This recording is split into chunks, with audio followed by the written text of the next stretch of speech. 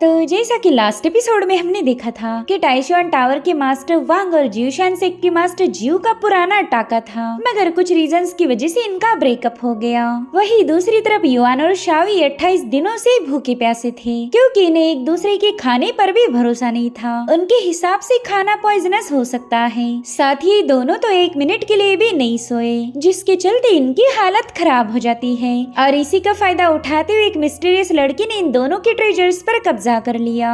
अब आगे तो इस एपिसोड की शुरुआत उसी सीन से होती जहाँ पर युआन और शावी फॉरबिडन केव में पहुंच चुके थे, जहाँ पर हम उस चोरनी को भी देख पाते जिसने इन दोनों के ट्रेजर्स चुराए थे। वेल इधर ये दोनों भी उसे देखते साथ ही काफी ज्यादा हैरान थे। इनफैक्ट युआन तो उस पर अटैक करने के लिए तैयार था, मगर शावी ने उसे रोक लिया। वो उसे इशारों में मना कर रही थी कि इस बंदी पर हमला मत करो, वरना बेवजह लेने के देने पड़ जाएंगे।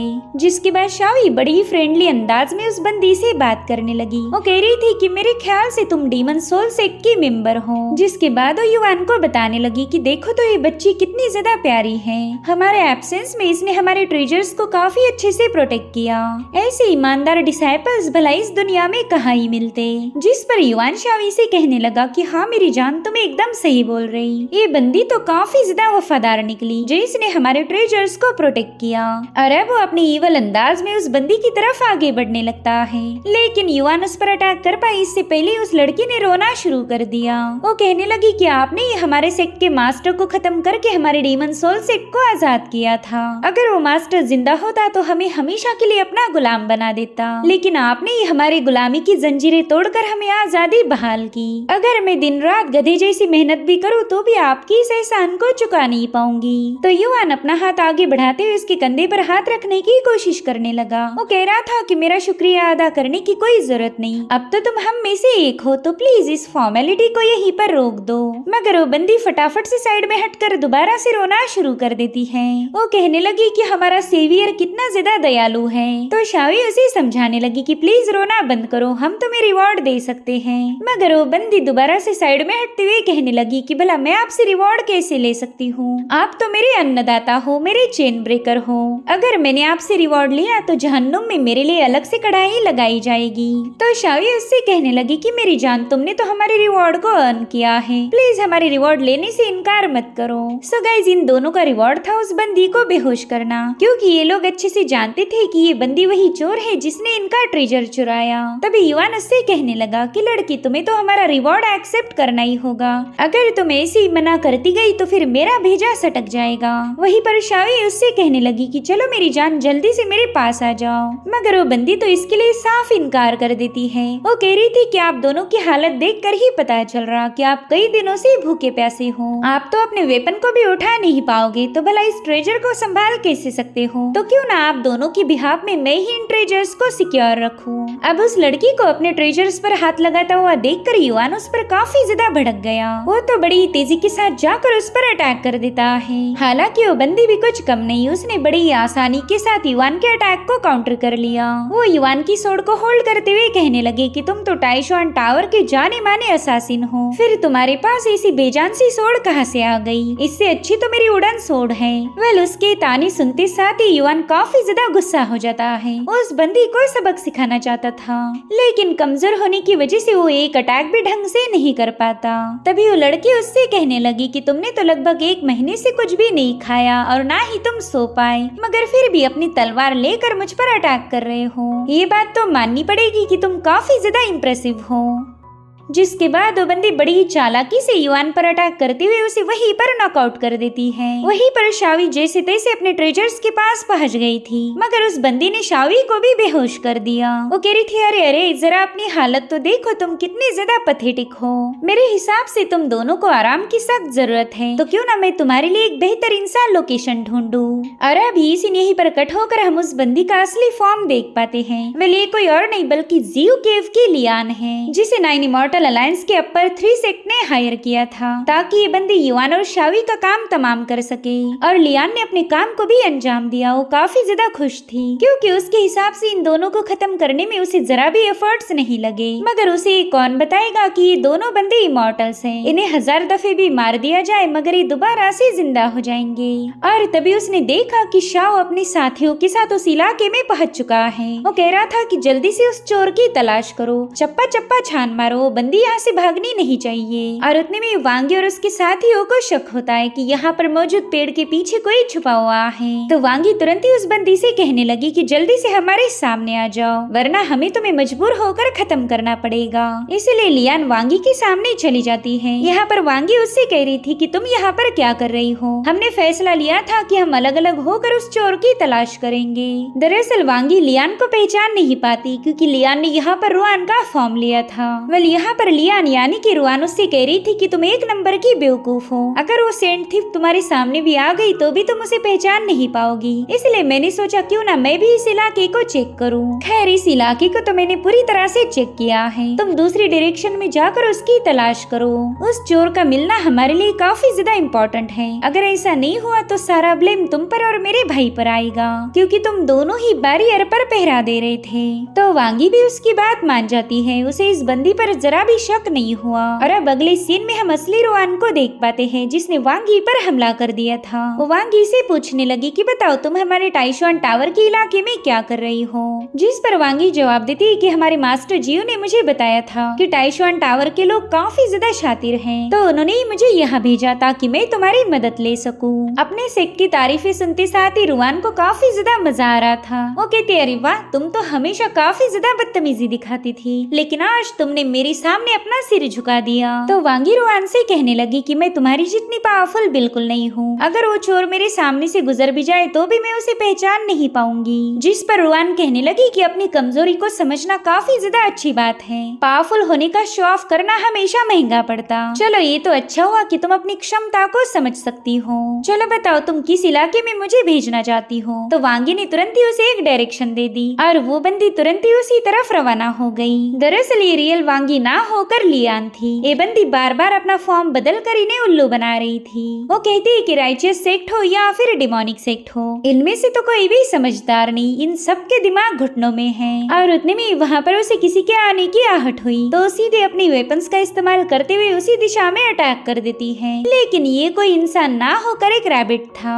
वहीं पर हम एक और कल्टीवेटर को देख पाते हैं जो कि चुपके से लियान पर नजर रखे हुए था। अब ये बंदा कौन है इसके बारे में हमें फिलहाल तो बताया नहीं गया। जिसके बाद ये सीन यहीं पर कट होकर हम शावी और युआन को देख पाते हैं जो कि बड़े ही आराम से सोए हुए थे। एक प्रॉपर नींद के बाद युआन की पावर पूरी तरह से रिस्टोर हो गई। उसने जैसे ही अपनी आंखें खोली उसके सामने शावी का मासूम सा चेहरा था। वो तो बड़ी ही प्यार भरी नजरों से शावी को घूरने लगा मगर शावी ने तो नींद में ही गालियां देते हुए युआन को एक जोरदार लाफा लगा दिया। थप्पड़ खाते साथ ही युआन समझ गया कि ये बंदी मासूम नहीं बल्कि एक खतरनाक चुड़ैल है।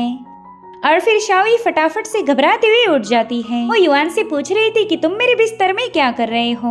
साथ ही इनके पास एक लेटर भी डिलीवर किया था जिसमें स्लीप वेल का मैसेज था। तब तक इन दोनों के मास्टर्स भी वहाँ पर पहुँच जाते हैं। मास्टर जियो वांग से कहने लगी कि अब अपने डिसाइपल को बचाने के लिए कोई भी बहानेबाजी मत करना। तुम्हारा डिसाइपल एक नंबर का चालाक है। मेरी डिसाइपल वांगी बता रही थी कि उसने पूरा महीना शावी को तंग किया। हर वक्त बस उनके दरमियान रोमांस ही रोमांस चल रहा था। ना उसने स्टडी की और ना ही मेरी शावी को ट्रेजर को पढ़ने दिया। और फिर जब ये दोनों प्यार कर करके थक गए तब उस चोर ने आकर ट्रेजर को चुरा लिया। इसमें सारी गलती तुम्हारे युआन की है ना कि मेरी शावी की। जिस पर मास्टर वांग कहने लगे कि तुम तो समझ सकती हो युआन की अभी अभी शादी हुई है, ऊपर से शावी भी काफी ज्यादा खूबसूरत है, तो बताओ बंदा खुद को कंट्रोल कैसे करेगा। उन दोनों की सिचुएशन हम अच्छे से समझ सकते हैं। एक जमाने में हम भी इसी दौर से गुजरे होंगे। उन दोनों की बातें सुनकर ही युआन को हंसी आ रही थी मगर शावी उसे खामोश रहने का इशारा करती है। और अब जैसे ही शावी और युआन ने उन दोनों को देखा वो फटाफट से साइड में हट जाते हैं। और अब एक बार फिर से शावी ने अपने रोने धोने की नौटंकी शुरू कर दी। वो अपनी मास्टर जीव के गले लगते हुए बताने लगी कि युवान ने मुझे 1 महीने तक ना खाने दिया और ना सोने दिया। इसने तो बस दिन रात मुझे तंग किया, जिसके चलते मेरा कल्टीवेशन भी डिस्टर्ब हो गया। जो सुनते साथ ही युवान गुस्से में कहने लगा कि मैंने तुम्हें नहीं बल्कि तुमने ही मुझे तंग किया था। सच बताना, क्या तुमने एक पल भी मुझे सुकून से सोने दिया? जिस पर शावी कहने लगी कि तुमने तो पूरा महीना भर मुझे अलग अलग तरह से टॉर्चर किया। अगर तुम ऐसा ना करते तो ना हम दोनों कमजोर होते और ना ही हमारा ट्रेजर चोरी हो जाता। बेचारा युवान तो उसकी इल्जामात सुनकर ही काफी ज्यादा हैरान था। वो भी अब अपने बचाव में कुछ बोलने ही वाला था, मगर मास्टर जीव ने उसे चुप रहने का हुक्म दिया। वो कहने लगी कि मेरी प्यारी शावी कभी झूठ नहीं बोलती। साथ ही साथ वो मास्टर वांग पर भी गुस्सा हो गई। वो कह रही थी, देखो तुम्हारे डिसाइपल के कारनामे। और इतना कहते साथ ही उन्होंने एक लेटर सीधे वांग के हवाले कर दिया। वेल, उस लेटर पे लिखा था कि केव की जमीन काफी ज्यादा हार्ड थी, जिसकी वजह से मैं तुम्हें बिस्तर पर लेके आया हूँ। अब यहाँ पर तो तुम्हें जरा भी दिक्कत नहीं होगी। मास्टर जीव वांग से कहने लगी कि तुम्हारा डिसाइपल भी तुम्हारी जैसा ही रोमांटिक निकला। जवानी के दिनों में तुमने भी ऐसी ही हरकतें की थी। वहीं पर शावी रोते हुए अपने मास्टर से कहने लगी कि अब आपको ही मेरे लिए स्टैंड लेना होगा। इस बंदे ने मुझे महीना भर टॉर्चर किया। बेचारे युवान को समझ नहीं आ रहा था कि वो इस लड़की की झूठ से पर्दा कैसे हटाएगा। उतने में ही मास्टर वांग युवान के पास पहुंच गए। वो कहते, देखो शादी का मतलब ये नहीं कि तुम अपने दुल्हन का फायदा उठाओ। कुछ चीजों का टाइम टेबल होना चाहिए। हर एक चीज तुम लगातार नहीं कर सकते। मेरे ख्याल से तुम समझ गए होंगे कि मैं किस बारे में बात कर रहा हूँ। देखो, किसी बात की गड़बड़ी मत करना। शावी तुम्हारी बीवी है और वो तुम्हें छोड़कर कहीं भी नहीं जाने वाली। युवान तो हैरान होते हुए कहने लगा कि बॉस, मुझे तो यकीन ही नहीं हो रहा कि आप भी इस लड़की की बातों में आ गए। हम दोनों ने तो एक टीम में होना चाहिए था, लेकिन आप तो दुश्मनों का साथ दे रहे। लेकिन मास्टर वांग इस पर कोई जवाब नहीं देते। वो कह रहे थे कि मैंने अपने डिसाइपल को समझा दिया है, अब वो शावी के साथ कोई जबरदस्ती नहीं करेगा। फिलहाल तो हमने अपना पूरा फोकस उस चोर को पकड़ने पर लगाना चाहिए, वरना हमें अपने अनमोल ट्रेजर से हाथ धोना पड़ेगा।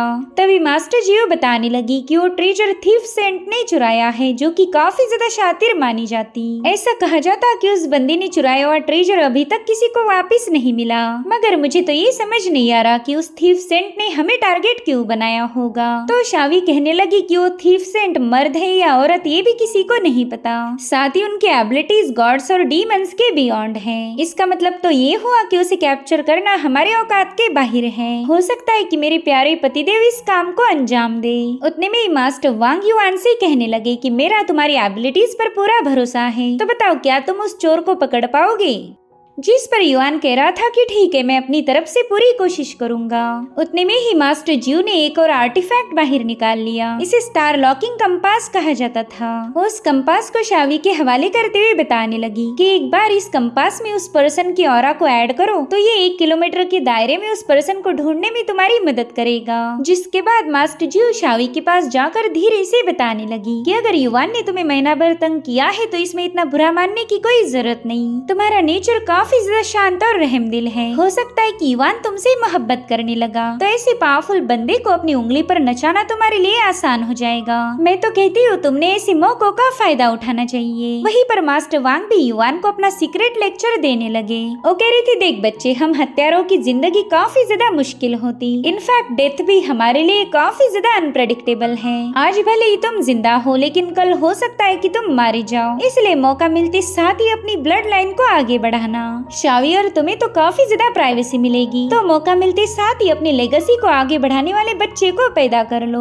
और हाँ, तुम बिल्कुल फिक्र मत करो, अगर तुम्हारे बच्चे पैदा हुए तो मैं उनका ख्याल रखूंगा। इसलिए कोई भी मौका हाथ से मत जाने देना। चलो जाओ बच्चे, शाबाश, अब जल्दी से गुड न्यूज लेकर वापस आना। बेचारा युवान तो ये सब सुनकर ही काफी ज्यादा हैरान था, क्योंकि उसका बॉस अब उसे बच्चे पैदा करने के लिए भी मोटिवेट कर रहा था। सो इस तरह से ये दोनों मियाँ बीवी अपने मिशन पर रवाना हो गए। शावी गुस्से में कहने लगी कि आखिर उस चोर की इतनी हिम्मत कैसे हुई कि वो मेरे जियोशान सेक्ट की डीमन सप्रेसिंग बेल को चुरा पाए। वहीं पर युवान भी उतने ही ज्यादा गुस्से में था। वो कहता है कि हाँ बिल्कुल, उस चोर की इतनी हिम्मत कैसे हुई कि वो मेरे टाइशुआन टावर की डीमन सबडुइंग बेल पर कब्जा कर सके।